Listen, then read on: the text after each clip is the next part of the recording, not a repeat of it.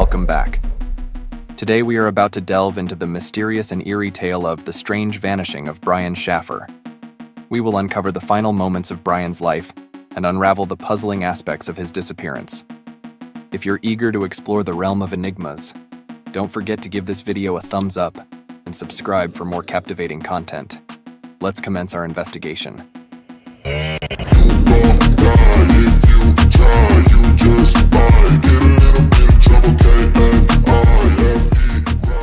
Brian Randall Shaffer was born on February 25, 1979, in Pickerington, Ohio. His parents, Randy and Renee Shaffer, were proud to welcome him into the world. After completing his education at Ohio State University in 2003, where he earned a bachelor's degree in microbiology and a minor in molecular genetics, Brian was ready to embark on his career in the medical field.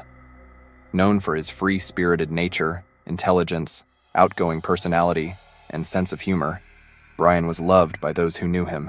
His mother, Renee, a nurse, played a significant role in inspiring him to pursue a medical profession. Following a brief break after graduation, during which he worked as a radiology tech assistant at Ohio State University Hospital, Brian decided to resume his educational journey.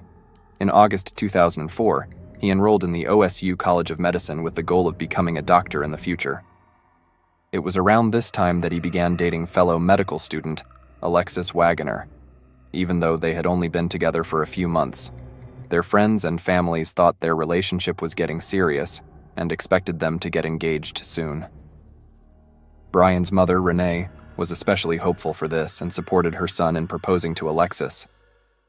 In 2005, the Shaffer family received devastating news when Renee was diagnosed with myelodysplastic syndrome, MDS, a rare form of blood cancer that affects the production of healthy blood cells. It is also known as bone marrow failure disorder. Renee's diagnosis deeply affected everyone in the family, but it hit Brian the hardest. He cherished his mother and considered her to be the most amazing person in the world.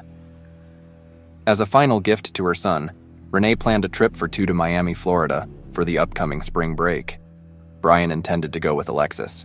Unfortunately, on March 6, 2006, Renee Shaffer passed away at the age of 51, leaving behind a devastated family.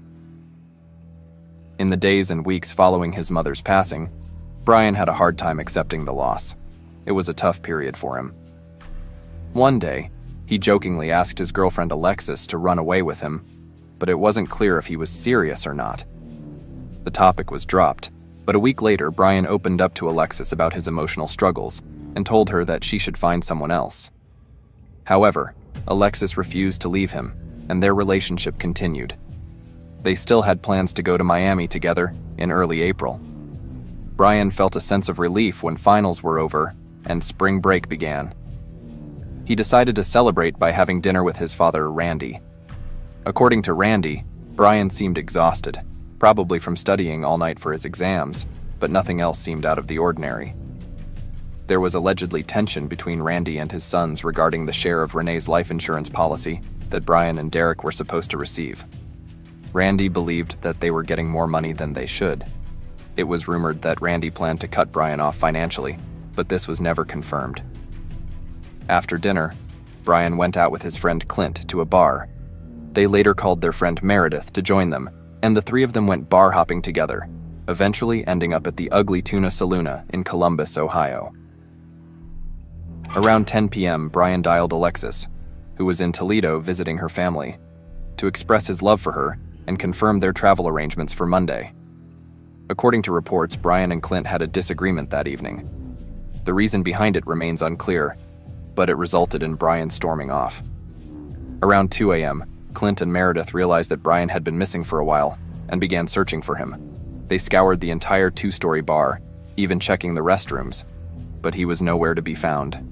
They also attempted to call him, but he didn't answer. Assuming that Brian had decided to walk home, as his apartment was just 6 blocks away, they left without him. The next morning, while Clint and Meredith retrieved his car from the parking lot of Brian's apartment building, they didn't bother to check on him, despite still not having heard from him. Throughout the weekend, neither Randy nor Alexis could get in touch with Brian. When he failed to show up at the airport on Monday, they knew something was amiss and reported him missing. The search for Brian took the investigators to various places like the Ugly Tuna Saloon, hospitals, homeless shelters, dumpsters, and trash cans. They were hoping to find any trace of him, or at least a clue about what might have happened. Unfortunately, their efforts turned up nothing. Columbus, being equipped with more security cameras than any other city in Ohio, including Cleveland, Toledo, and Cincinnati combined, gave the police hope. They believed that the extensive video footage might provide some insight into the events leading up to Brian's disappearance. The last known footage of Brian shows him outside the Ugly Tuna Saloon, engaging in conversation with two women just before 2 a.m. on April 1st, 2006. However, things took a strange turn as Brian was never seen leaving the bar again in the security camera footage. Since then, there has been no sign or word from him. I just remember I was very brokenhearted and just very scared and didn't really know what to think. But I think the main question always came down to, is he dead or did he run away? Those are the two main, did something happen and he just either ended up somewhere nobody could find him or somebody got rid of him, and that always made them think it was somebody that, that could have known him, or, it wasn't just a random thing, or did he just